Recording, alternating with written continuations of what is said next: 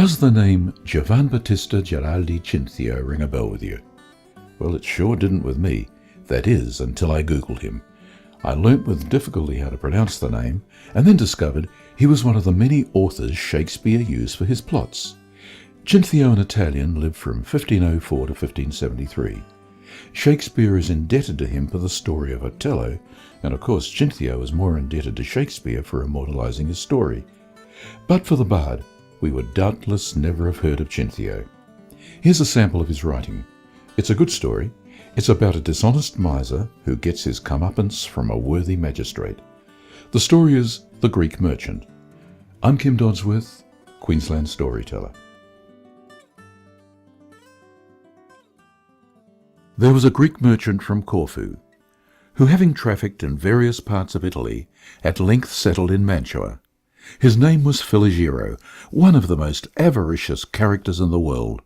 For though he had realized a handsome property, all his thoughts were bent upon amassing more and more, his avarice still increasing with the increase of his wealth. It happened that on returning one day from a sale of some of his goods, with a purse of 400 gold crowns, while engaged in transacting other business, he was unlucky enough to lose the whole sum. Nor was he aware of his loss until he reached home. Arriving there, he opened an immense chest containing many thousand crowns, and on preparing to add the 400 to the number, he was struck dumb with astonishment to find that they were gone. He uttered an exclamation of horror every time he put his hand into each of his pockets, till, convinced at last that his loss was but too true, he ran off in great consternation along the path he had come, inquiring of the very dogs he met on the way whether they had seen or seized upon his treasure.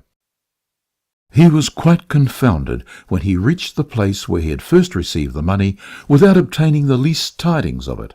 Almost overwhelmed with despair, he suddenly bethought him, as a last resource, to apply to the magistrate, entreating that a public crier might be instantly sent forth, and offering the sum of 40 crowns for the recovery of his treasure. With great courtesy, the magistrate acceded to this request, expressing himself at the same time concerned to witness the excessive affliction under which the unfortunate Filigero seemed to labour. The reward was accordingly proclaimed, and the gold soon afterwards made its appearance in the hands of one of those aged old ladies who, being great devotees, always walk with their eyes upon the ground as they come from church. In this way she discovered the lost treasure, and fearful lest her conscience should be loaded with such a weight of gold, though extremely poor, she would have been very greatly perplexed in what way to act, had she not luckily heard the crier announcing the reward of 40 crowns, which she hoped she might receive with a safe conscience. Observing her destitute appearance, the magistrate very humanely inquired whether she had any means of procuring her subsistence, and whether she had no one to assist her. "I have nothing," she replied, "but what I gain by the work of my hands and the help of one daughter. We weave and spin, signor, to earn as much as we want, living in the fear of the Lord in the best way we are able.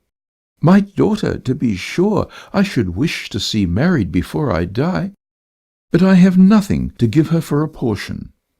The magistrate, on hearing the poor woman's account of herself, highly praised her integrity in thus restoring what she might so easily have reserved for herself and for a marriage portion for her daughter, observing that it was an action of which he feared that few others under the same temptation would have been capable. He then summoned the merchant, informing him that the lost treasure was found, and requesting him at the same time to put into the poor woman's hands the stated reward. The raptures of the miser were truly amusing when he beheld and seized upon the gold, even in the presence of the magistrate. But on hearing the demand of the stipulated sum, his countenance again fell, and he began to think how he could possibly withhold the promised reward. Having counted the pieces once or twice exactly over, though he found them perfectly correct, he turned towards the old woman, saying, "There are 34 ducats short of the sum which I put into this bag." The old lady appeared extremely confused at this accusation, exclaiming in a distressed tone to the magistrate, "Oh, Signor, can that be possible? Is it likely I should have stolen 34 ducats when I had it in my power to possess myself of the whole?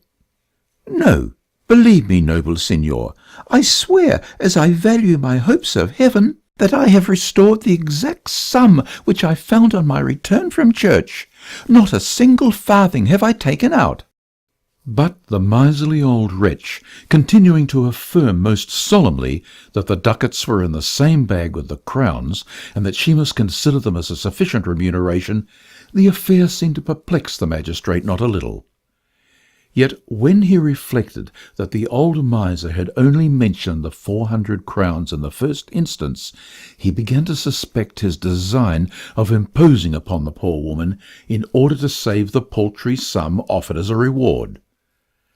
The magistrate felt the utmost indignation at the discovery of his deceit, believing no punishment to be too severe for this despicable breach of faith. But checking his rising passion for a moment, he reflected that the most effectual chastisement he could bestow upon the miser's attempt to impose upon the magistracy would be to make him fall into the very snare he had laid for another. With this view, he thus addressed the merchant. "And why did you not mention the full amount of your loss before proclaiming the reward?" "I overlooked it. I quite forgot it," was the reply. "But it seems somewhat strange that you, who appear so particular about trifles, should not have recollected the circumstance of the ducats, and, as far as I can understand, you wish to recover what is not your own. I mean to say that this bag of gold could never belong to you at all, since the sum you first mentioned is not to be found in it. I imagine the real owner to be myself, since a servant of mine lost exactly the sum here contained on the very same day you pretend to have lost yours." The magistrate then turned towards the old woman, observing, "Since it is clear that the money is none of his but mine, and you have had the good luck to find it, pray keep it. The whole is your own. Present it as a wedding gift to your daughter. If it should happen that you meet with another purse containing the ducats as well as the crowns belonging to this gentleman, I beg you will return it to him without demanding any reward." The poor lady expressed her gratitude to the magistrate for this generous mark of his favour, and promised to observe his directions in everything. The wretched merchant, finding that the magistrate had truly penetrated into his motives, and that there was not a chance of succeeding in his nefarious design, declared that he was now quite willing to pay the reward he had promised if she restored the remaining money, which was indisputably his own. But it was now too late. The magistrate, turning towards him with an angry air, threatened to punish him for such a disgraceful attempt to defraud another of so large a sum, since, from his own account, it could not possibly be his. "Get out of my presence, and beware how you exasperate me further. If this good woman should be fortunate enough to meet with the purse with the exact amount you mention, she has promised to restore it to you untouched. That, I think, is enough." Without venturing to answer a single word, the unhappy Filigiro was compelled to leave the place, unaccompanied by his newly recovered treasure, and filled with sorrow and regret at having refused to fulfil the conditions he had made. The poor old woman, on the other hand, went away overjoyed with her unexpected good fortune and full of gratitude to the magistrate. She hastened to impart the happy tidings to her daughter, who, after having long indulged a vain attachment, had at length the pleasure of being united to the object of her choice at the expense of the avaricious old merchant. Well, I hope you enjoyed The Greek Merchant by Giovanni Battista Giraldi Cinthio. I've been practicing that. I hope to see you again this time next week. I'm Kim Dodsworth, Queensland Storyteller.